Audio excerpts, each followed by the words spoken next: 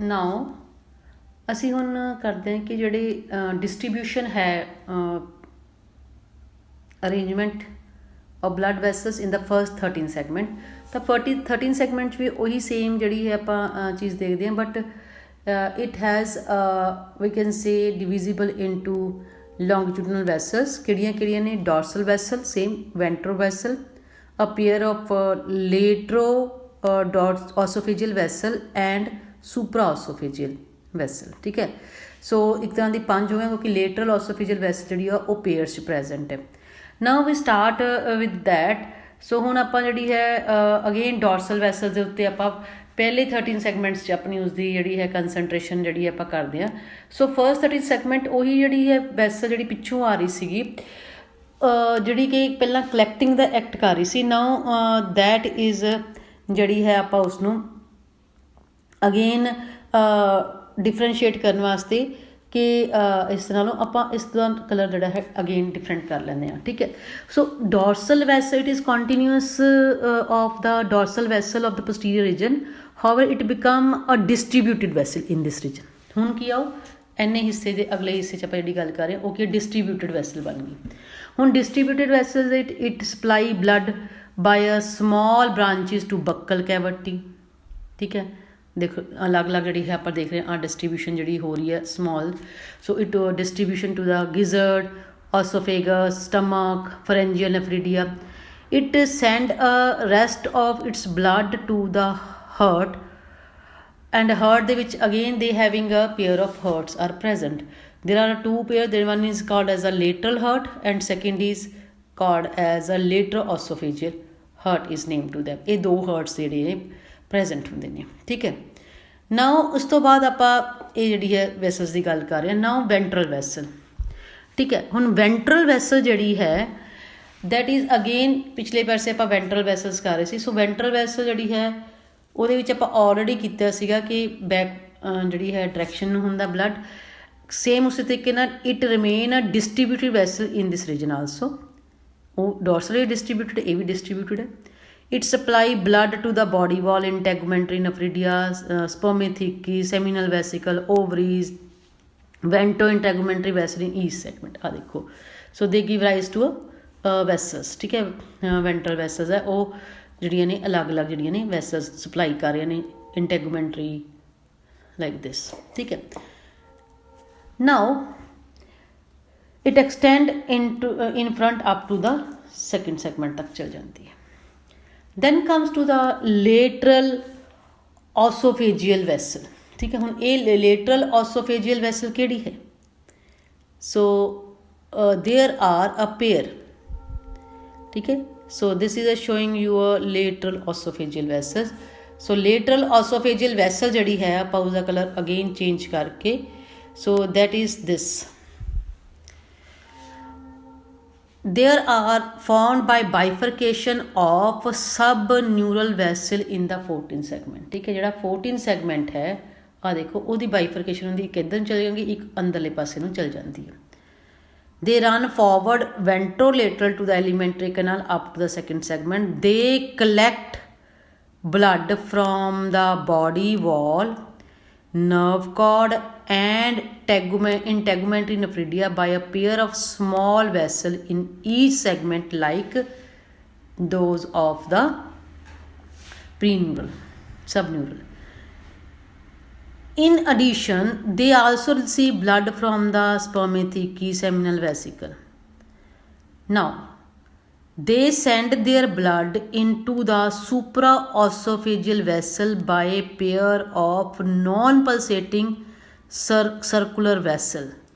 ठीक है, that is called as anterior loops। So आ देखो, so ਜਿਹੜੀ ਆਪਾਂ ਧਿਆਨ ਨਾਲ ਇਸ ਨੂੰ this is called as anterior loops।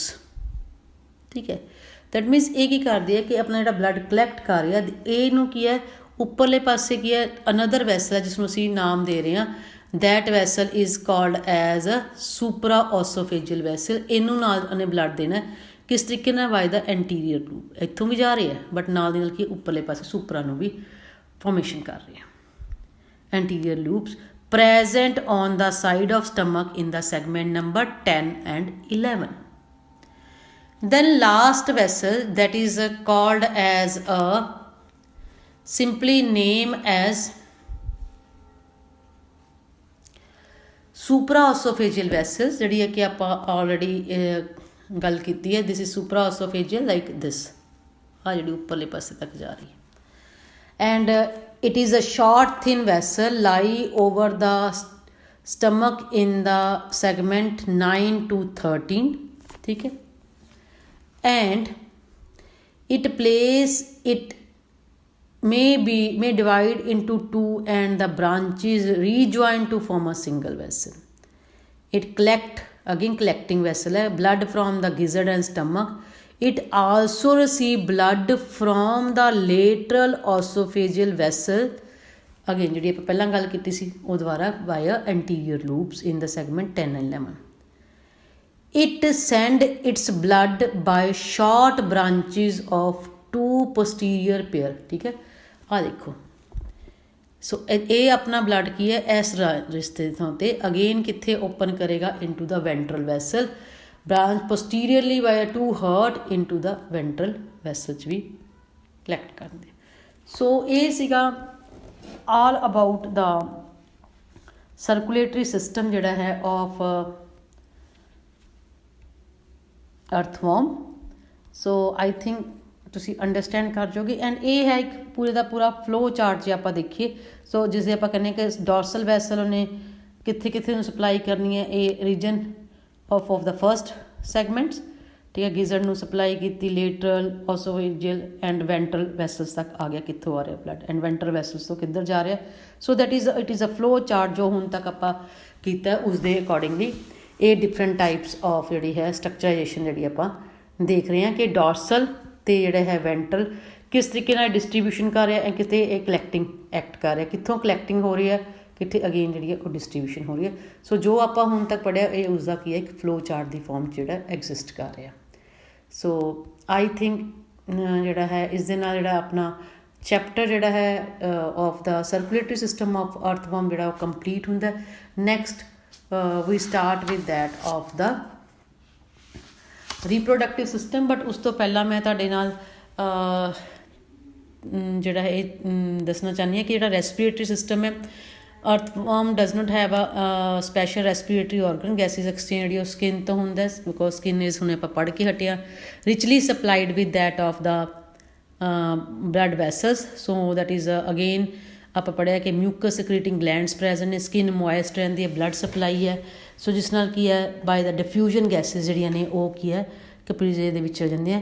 while the blood is circulating through the cutaneous capillary integumentary ਆਪਾਂ ਜਿਹਨੂੰ ਕਿਹਾ, its hemoglobin bind with the oxygen forming a unstable compound oxyhemoglobin, and when oxygen blood circulate through various tissue, oxyhemoglobin readily release its oxygen due to low oxygen tension and high concentration of carbon dioxide tension in the tissue. so ਇਸ ਤਰੀਕੇ ਨਾਲ ਆਪਾਂ ਇਹ ਕਹਿ ਸਕਦੇ ਹਾਂ ਕਿ ਇਸ ਤਰ੍ਹਾਂ ਸਰਕੂਲੇਸ਼ਨ ਹੁੰਦੀ ਹੈ.